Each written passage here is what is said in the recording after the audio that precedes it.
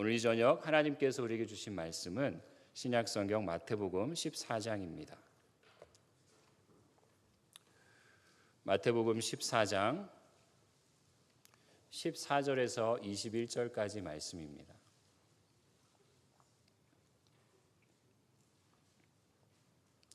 마태복음 14장 14절에서 21절까지 말씀을 한 목소리로 봉독합니다. 예수께서 들으시고 마태복음 14장입니다. 주부에 잘못 나왔는데요. 죄송합니다. 마태복음 14장 13절에서 21절입니다. 마태복음 14장 13절에서 21절 읽겠습니다. 시작. 예수께서 들으시고 배를 타고 떠나사 따로 빈들에 가시니 무리가 듣고 여러 고을로부터 걸어서 따라간지라. 예수께서 나오사 큰 무리를 보시고 불쌍히 여기사 그 중에 있는 병자를 고쳐 주시니라. 저녁이 되매 제자들이 나와 이르되 이곳은 빈들이요 때도 이미 저물었으니 무리를 보내어 마을에 들어가 먹을 것을 사 먹게 하소서. 예수께서 이르시되 갈 것 없다. 너희가 먹을 것을 주라. 제자들이 이르되 여기 우리에게 있는 것은 떡 5개와 물고기 2마리뿐이니이다. 이르시되 그것을 내게 가져오라 하시고 무리를 명하여 잔디 위에 앉히시고 떡 5개와 물고기 2마리를 가지사 하늘을 우러러 축사하시고 떡을 떼어 제자들에게 주시매 제자들이 무리에게 주니 다 배불리 먹고 남은 조각을 12바구니에 차게 거두었으며 먹은 사람은 여자와 어린이 외에 5,000명이나 되었더라. 아멘. 그것을 내게 가져오라 라는 제목으로 하나님의 은혜를 나누겠습니다. 여러분, 지금은 우리 학교 다니는 아이들이 학교에서 다 급식을 하기 때문에 도시락을 싸가지 않습니다. 그러나 예전에 우리 학교 다닐 때, 저 학교 다닐 때도 도시락을 싸갔죠. 그래서 어머니가 항상 고민거리였습니다. 반찬 내일은 뭘 하나, 그런 고민거리셨고, 보충 수업이 있을 때는 도시락을 2개 정도씩 그렇게 싸가 다녔던 기억들이 있어요. 겨울이 되면 예전에 또 보온 도시락이 개발이 돼가지고, 여러분 생각나시죠? 그런 거 싸셨던 거. 거기에다가 이제 밥을 싸가지고 다녔는데, 제가 잊혀지지 않는 한 가지 사건이 있어요. 제 고등학교 1학년 때인데, 그날 평소와는 다르게 이 보온 도시락통의 뚜껑을 딱 열었는데 엄청난 반찬이 있는 거예요. 평소에 엄마가 싸주시지 않는 그런 반찬들. 그래서 너무나 기뻤습니다. 왜냐하면 이게 도시락은 이제 친구들하고 같이 반찬을 놓고 같이 먹잖아요. 그래서 오늘은 평소와 다른 반찬을 싸주셔서 아주 뿌듯한 마음으로 자랑스럽게 이렇게 친구들에게 같이 먹으려고 하고 있었어요. 그런데 예상치 못한 일이 벌어졌습니다. 무엇이냐면 밥솥을 열었는데 밥통이 비어있는 것입니다. 어머니가 도시락 반찬을 너무 신경 쓰셨는지 아니면 너무 바쁘셨는지 반찬을 싸셨는데 밥통에 밥을 넣은 걸 깜빡하신 것 같아요. 그래가지고 그날은 친구들에게 한 숟가락씩 밥을 동량했습니다. 최고의 반찬통과 빈 밥통. 그걸 지금도 우리 어머님하고 얘기하면서 웃곤 하는데 더 배부르게 먹었어요. 친구들 거를 이렇게 한 숟가락씩 하니까 더 많아지더라고요. 여러분, 오늘 읽은 우리 이 본문도 여러분 잘 아는 본문이죠. 예수님의 사건 중에 그 유명한 그 도시락 사건, 바로 그 기적을 다룬 본문입니다. 작은 이 도시락을 가지고 남자만 5,000명 이상을 먹인 오병이어의 이 기적의 사건을 오늘 본문에서 기록하고 있습니다. 이 사건은 마태복음만 기록한 것이 아니라 마태복음, 마가복음, 누가복음, 요한복음, 사복음서에 다 기록되어 있는 그러한 유일한 기적입니다. 그만큼 아주 중요한 사건으로 여겨지고 있는 것입니다. 13절부터 21절까지 우리가 읽었던 이 본문을 세 부분으로 나눌 수가 있어요. 첫 번째 부분은 이 기적이 일어나게 된 그 무대에 대해서 설명하고 있습니다. 그리고 두 번째 부분은 15절부터 17절까지인데 예수님과 제자들과 대화하는 내용이 나와요. 그리고 세 번째는 18절부터 21절까지 이 실제로 이 오병이어의 기적이 일어났던 이야기들을 말씀하고 있습니다. 자, 이 오병이어의 기적의 무대가 어디입니까? 13절인데요. 우리 13절을 함께 읽겠습니다. 예수께서 들으시고 배를 타고 떠나사 따로 빈들에 가시니 무리가 듣고 여러 거울로부터 걸어서 따라간지라.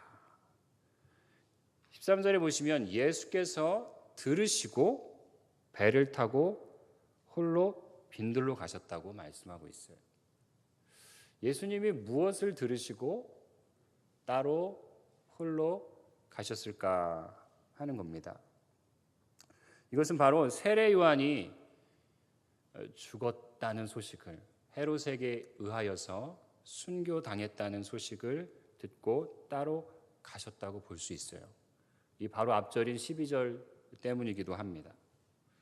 그러나 더 정확하게 말하자면 이것이 시간 순서대로 기록되어 있는 것이 아닙니다. 1절과 2절의 말씀을 보시면 거기서 설명하고 있는데요. 그 당시에는 헤롯의 이 박해가 심해지기 시작할 때입니다. 이 헤롯이 예수님의 소문을 듣기 시작했어요. 세례 요한을 죽인 헤롯이. 그리고 예수님에 대해서 호기심을 가지기 시작합니다. 그리고 동시에 호기심 섞인 사리를 느끼기 시작할 때예요. 그래서 예수님께서 이 이야기를 들으시고 조용히 피하신 것이에요. 왜 그러냐면 아직은 그 십자가의 때가 이르지 않았기 때문입니다. 그래서 빈들로 나가신 것입니다. 아마도 홀로 그곳에 가셔서 기도하시러 가신 것 같습니다. 그런데 예수님에게는 그 홀로 가셨던 그 예수님에게 많은 사람들이 찾아오기 시작하는 거예요. 따르기 시작하는 것입니다. 많은 정도를 넘어가지고 엄청난 무리가 예수님 계신 곳으로 모여들기 시작하는 거예요. 그들 중에는 병자들도 있었고 그리고 아주 갈급한 사람들이 많았습니다. 예수님께서는 그 큰 무리를 보시고 본문에 보면 불쌍히 여기셨다고 말씀하고 있어요. 마치 목자 없는 양과 같이 유리하는 그들을 불쌍히 여기시며 그 병든 자들을 한 명 한 명 만지시면서 고치시기 시작하시는 거예요. 치료하시는 거예요. 그들을 회복하시는 것입니다. 그러자 시간이 점점 길어져 가는 거예요. 그 많은 무리들이 예수님께 왔는데 그들의 다 필요를 주님이 만져주시는 거예요. 저녁이 되어 가니까 함께 있던 제자들이 불안하기 시작합니다. 이 많은 무리들이 이제 저녁이 되어 가는데 이제 기진해서 집에 가기도 힘들 텐데 뭘 좀 먹여야 하지 않겠느냐 하는 생각이 들기 시작하는 거예요. 요한복음에 보면 이 본문에 예수님의 제자인 빌립이 이 문제를 가지고 이렇게 대답합니다. 우리가 여기 있는 이 사람들을 먹이려면 식비가 최소한 200데나리온은 필요할 것 같습니다 하는 거예요. 한 데나리온이 그때 당시 하루의 품삯이니까 굉장히 엄청난 금액이 필요한 상황이 된 것입니다. 이렇게 고민할 때 예수님께서는 중요한 말씀을 하세요. 16절인데요. 같이 읽겠습니다. 예수께서 갈 것 없다. 너희가 먹을 것을 주라. 말씀하십니다. 너희가 갈 것 없다. 외부에서 다른 것을 만들려 하지 말고 너희가 가진 것을 저들에게 주라. 이렇게 말씀하시는 거예요. 이 놀라운 기적의 사건을 통해서 하나님 행하시는 세 가지 은혜의 통로를 우리가 발견할 수 있습니다. 그 첫 번째는 하나님께서는 다른 외부의 것이 아니라 이미 우리 안에 있는 것을 가지고 역사하신다는 것입니다. 아멘이십니까? 다른 외부에는 어떤 것들을 가지고 와서 그것들을 기대해서 하는 것이 아니라 이미 우리에게 주신 것, 그것을 주님이 사용하셔서 하나님의 역사를 만들어 가신다는 거예요. 제 동료 신학교 동기 중에 Pray for You라는 본인이 이름을 붙였는데 그런 사역을 하는 친구가 있어요. 그 Pray for You니까 기도해 주겠습니다 이런 사역이에요. 근데 이 친구가 조금 괴짜인데 교회 이제 사역을 하지 않는 월요일 날 우리 쉬니까 그날 이제 밖으로 나가서 노숙자들을 만나요.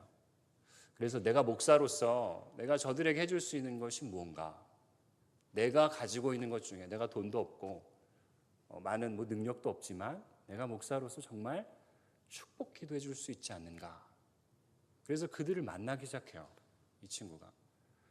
그러면서 그 노숙하시는 분들한테 가서 이야기를 들어줍니다. 그러니까 다 사연들이 있잖아요. 그리고 작은 간식을 싸가서 그분들한테 주는 거예요. 그리고 마지막에는 그분을 위해서 축복 기도를 간절하게 해주는 거예요. 본인이 가지고 있는 그 안에 있는 것으로 그 한 명 한 명을 이 친구가 섬겨 나가기 시작합니다. 그러면서 어떤 단체에 속한 것도 아니고 큰 프로젝트가 있는 것도 아니지만 그렇게 작은 만남과 섬김이 하나님께서 그 친구를 도와주시는 손길들이 연결이 되는 거예요. 그래서 재정도 그들을 위해서 헌신하는 분들이 있고 하면서 그 사역들이 활발해지기 시작하고 있어요. 그 친구를 볼 때 참 우리 안에 이미 가지고 있는 작은 것을 통하여서 하나님께서는 일하시길 원하시고 하나님의 역사를 지금도 이어가기를 원하신다 하는 것들을 제가 참 느낍니다. 여러분, 이 제자들에게 가지고 있었던 것은 무엇입니까? 오늘 이 예수님과 함께 있었던 이 제자들, 많은 무리와 함께 있었던 이 제자들이 가지고 있었던 것은 다른 것이 아니라 어린아이로부터 받은 작은 물고기 2마리와 보리떡 5개가 전부였죠. 보잘것없는 것입니다. 아이 한 끼 식사 전부인 그러한 도시락뿐이었어요. 제자들도 생각하기를 이것이 과연 얼마나 되겠느냐 하면서 큰 기대가 없었습니다. 주님께 가져갈 때도. 그러나 주님께서는 그것을 가지고 하나님의 일을 행하셨다는 것입니다. 여기서 우리는 하나님께서 역사하시는 두 번째의 은혜의 원리를 발견하게 됩니다. 18절입니다. 함께 읽겠습니다. 이르시되 그것을 내게 가져오라 하시고. 여러분, 하나님의 역사는 하나님께로 가져갈 때 일어나는 것입니다. 내가 가지고 있는 아무리 작은 것이고 초라한 것이라 할지라도 내가 가지고 있으면 그냥 그대로 초라하지만 아무리 그것이 작고 보잘것없는 것이지만 그것을 내게 가져오라 하실 때 주님 앞에 가져가면 그것은 전혀 다른 존재가 된다는 것입니다. 내가 가진 것은 작은 것이지만 그 일이 주님의 손에 올려질 때 상황이 달라지는 것입니다. 하나님의 일은 그분의 손에 올려질 때 일어나는 것이기 때문입니다. 28절 말씀의 본문을 원어로 보면 이렇게 되어 있어요. 그것을 여기 내게로 가져오라 라는 뜻이에요. 그것을 여기 바로 나에게 가져오라 하는 거예요. 내가 가지고 있는 것이 무엇이든지 내 손에 붙들고 절망하거나 그것이 작다고 초라하다고 낙담하지 말고 한숨 쉬지 말고 그것을 지금 여기 바로 나에게로 가져오라고 주님은 말씀하시는 것입니다. 사랑하는 여러분, 여러분이 처하고 있는 여러 가지 상황들이 있지요. 그것을 여러분이 쥐고 있으면 아무런 역사가 없습니다. 그러나 그것을 주님께로 가져갈 때 내 손에 쥐고 있을 때는 작고 초라한 것이지만 주님의 손에 올려지면 하나님의 소유가 되는 것임을 믿으시기 바랍니다. 저는 사역할 때마다 얼마 사역을 많이 하진 않았지만 이것이 참 진리이구나. 그것을 배워나가고 있습니다. 내가 행해야 하는 이 사역들을 보면 참 때로는 두렵기도 하고 부족함도 많지만 그것이 작고 연약하지만 이 사역들을 주님 앞에 올려드리고 주님 손에 올려드리면 하나님이 일들을 행하셨구나, 그런 것들을 많이 경험합니다. 교육부서를 할 때 뭐 수련회 같은 거를 우리가 할 때도 예전에도 참 이 갈급한 마음으로 정말 걱정도 많이 되지만 그걸 가지고 주님 손에 올려드리면 하나님이 역사하시는 것들을 보게 될 때가 참 많았습니다. 여러분, 이것은 우리 자신에게도 마찬가지죠. 우리들은 무엇 하나 내세울 것 없고 사실은 연약한 존재들 아닙니까? 그러나 우리가 그것을 내게 가져오라 하시는 주님의 말씀처럼 우리의 존재가 주님의 손에 올려질 때 우리는 새로운 피조물로 우리를 만드셨고 하나님이 앞으로도 역사하실 줄 믿습니다. 제가 신방하다가 어떤 집사님하고 이런저런 이야기를 하면서 가다가 집사님이 그런 이야기를 해주셨어요. 참 은혜가 됐었는데, 자기가 자녀들을 키우는데 그러니까 내 손에 쥐고 이 자녀들을 내 방법대로 다 해보려고 했지만 결국은 깨달았다는 거예요. 결국은 시간 낭비였고 결국은 돈 낭비였구나. 내 방법대로 이 자녀를 손에 쥐고 내 계획대로 이렇게 손에 놓지 못하고 많은 수단을 써가지고 해보려 했는데 결국은 결론은 다 실패였구나, 이렇게 깨닫게 됐다는 거예요. 그러면서 이제는 그 자녀를 내 손에 쥐지 않고 놓아버리고 하나님의 손에 올려주기로 했다고. 그러면서 내가 그것을 포기하니까 이 자녀가 이제 자신의 길을 조금씩 찾아나가고 있다는 것을 보면서 알게 된다는 거예요. 참 제 마음에 은혜가 됐습니다. 그렇다면 여러분, 어떻게 하는 것이 주님께 가져가는 것일까요? 주님께서 그것을 내게 가져오라 하셨는데 어떻게 하는 것이 주님 손에 올려드리게 하는 것일까요? 그 방법이 무엇이겠습니까? 그것은 바로 기도하는 것입니다. 그리고 기도한 대로 주님을 믿는 것이에요. 내가 주님께 기도하고 하나님, 나는 가지고 있는 것이 작고 초라하지만 이것을 주님 손에 올려드립니다. 주님 맡아주십시오. 그리고 나는 주님을 신뢰하겠습니다. 하나님께서 행하실 것을 보기를 원합니다. 내 손에 있는 것이 아니라 주님 손에 올려드리기로 내가 결정하고 결단합니다 하는 것이죠.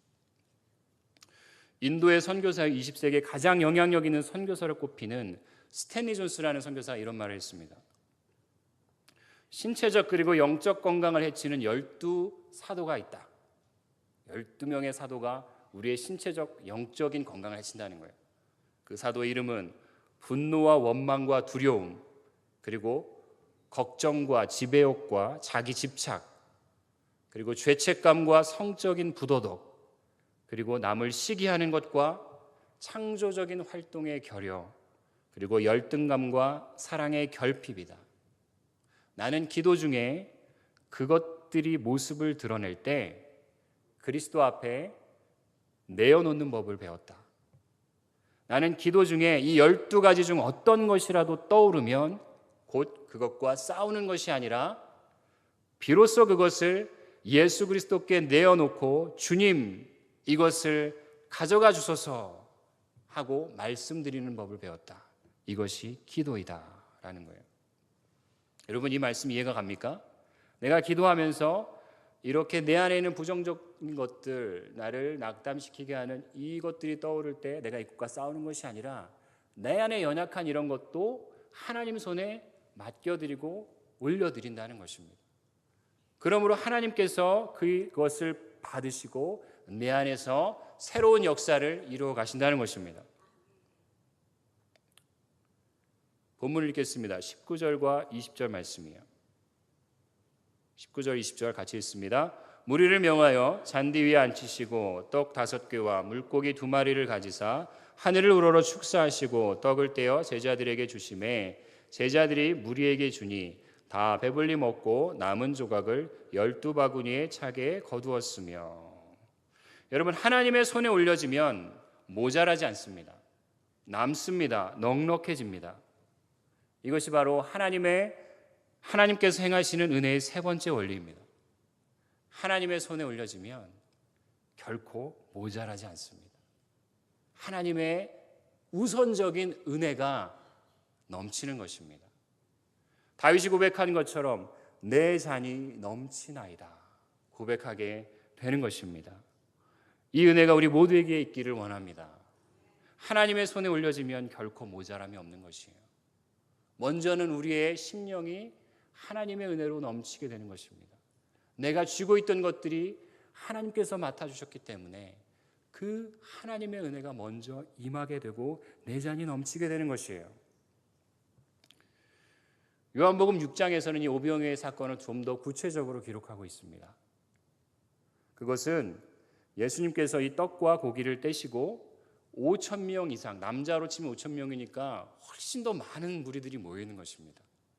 그 무리들에게 다 나눠 먹게 하신 후 그들이 배부르게 먹게 하신 다음에 그 남겨진 것들을 거두게 하셨어요. 요한복음 6장 12절과 13절을 제가 읽어보겠습니다.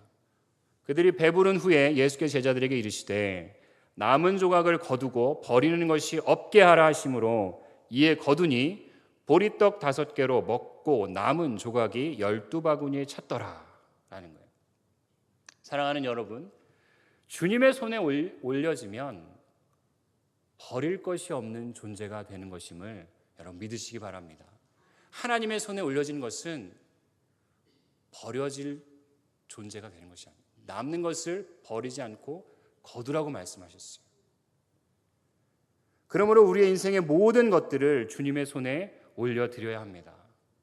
나의 생각, 나의 재정, 나의 사업, 나의 건강, 나의 질병, 나의 미래와 나의 자녀들, 그리고 나의 약점, 그리고 나의 모든 생명까지 주님의 손에 올려드려야 하는 것입니다. 하나님의 손에 올려드리는 것은 결코 버려질 것이 없는 존재가 되는 것이에요. 하나님의 손 안에 있는 것만이 최고의 가치로 변하는 것입니다. 주님의 손에 올려진 것만이 영원한 것입니다. 그리고 비로소 깨닫게 되는 것이에요. 나의 생각, 나의 재정 다 내 것이라고 생각했던 것들이 내게 아니었구나. 이것은 내 것이 아니구나. 다 주님의 소유이구나. 나 또한 하나님의 소유이구나. 내가 주님 앞에 나를 올려드릴 때 진정한 나의 위치를 깨닫게 되는 것이에요. 그리고 그 안에서 세상에 줄 수 없는 자유함을 누리게 되는 것입니다. 예수님께서 이 오병이어의 기적을 행하신 후에 그 많은 무리들은 엄청난 광경을 경험합니다. 그러나 이 기적은 한 끼의 식사를 해결하기 위해 주님이 하셨다는 일시적인 기적이 아닌 것이에요. 이 사건은 주님 자신이 생명의 떡임을 선포하는 사건입니다. 그러한 표적을 보여주시는 거예요. 여러분, 기적은 놀라운 사건입니다. 아주 깜짝 놀랄 일이죠. 그것이 기적이에요. 그러나 궁극적으로 주님께서 말씀하고자 하시는 것은 그 기적에 집중하게 하는 것이 아니었어요. 기적을 통하여서 하나님께서 예수님께 진정으로 드러내고자 하시는 뜻이 있다는 것입니다. 그래서 기적과 표적은 다른 것이에요. 기적은 놀라운 일이지만 그것 자체가 목적이 아니라는 것이에요. 그 기적을 통하여서 주님이 원래 드러내고자 하시는 것을 보여주는 게 표적이라는 것이에요. 이 오병이어의 많은 무리들을 먹인 기적을 통하여서 예수님께서는 예수님 자신이 생명의 떡이라는 것을 보여주시는 그 표적을 행하신 사건이 바로 이 오병이어의 사건입니다. 예수님만이 진정한 생명의 떡이시고 예수님만이 우리에게 주시는 영생의 양식이라는 것입니다.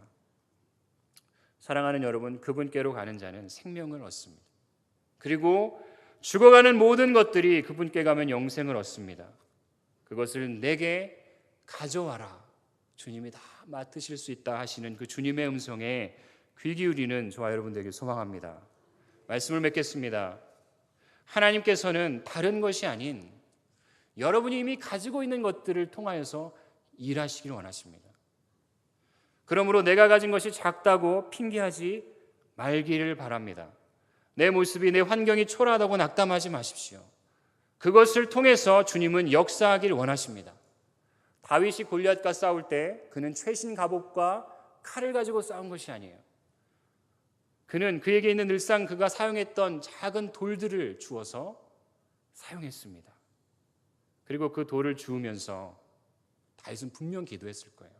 하나님, 내가 이 돌을 줍지만 이것은 나의 손에 들린 돌이지만 주님 앞에 이것을 올려드립니다. 주님께 가져갑니다. 골리앗을 이긴 것은 그 돌 때문이 아닙니다. 돌팔매질 때문이 아니에요. 그가 가지고 있는, 본인 안에 가지고 있는 그 돌을 하나님께로 올려드리고 맡겼기 때문에 승리를 얻은 것인 줄 믿습니다. 여러분, 하나님께서는 초라한 것들을 다 주님께 가져오라고 하십니다. 내 손에서 떠나 주님 손에 올려질 때 하나님의 살아계심과 그분의 능력을 우리도 경험하게 될 것입니다. 하나님의 손에 올려지면 결코 버릴 것이 없는 존재가 됩니다. 하나님의 손에 올려지면 결코 낭비할 것이 없는 시간이 될 것입니다. 주님의 손에 올려지면 무엇이든 최고의 가치로 변하게 되는 것입니다. 그 은혜가 저와 여러분에게 임하기를 축원합니다.